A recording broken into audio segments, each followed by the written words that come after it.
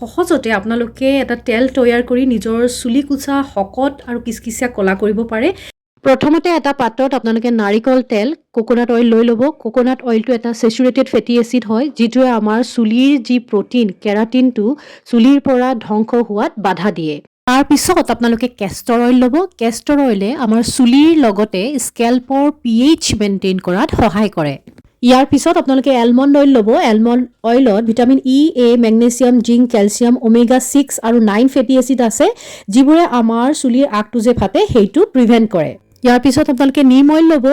নিম অইলত anti microbial আৰু anti fungal property আছে, যিয়ে আমাৰ চুলি গুৰিত ফাংগেল ইনফেকশ্যন হোৱা বা যিকোনো বেক্টেৰিয়েল ইনফেকশ্যন হোৱাৰ পৰা বাধা প্ৰদান কৰে। তাৰপিছত আপোনালোকে অলপমান কাৰি পাতা মানে নৰসিংহৰ পাত ল'ব। নৰসিংহৰ পাতত যথেষ্ট পৰিমাণে এণ্টি অক্সিডেণ্ট থাকে, যি আমাৰ চুলি অক্সিডেশ্যন হোৱাৰ পৰা বাধা প্ৰদান কৰে। অক্সিডেশ্যন হ'লে আমাৰ চুলিবোৰ সোনকালে পকে আৰু নৰসিংহ পাত ব্যৱহাৰ কৰিলে আমাৰ চুলিত যি মেলানিন আছে, যাৰ কাৰণে আমাৰ চুলি কোছা কিচকিচিয়া কলা দেখা পোৱা যায়, সেই মেলানিন উৎপন্ন হোৱাত যথেষ্ট পৰিমাণে সহায় কৰে।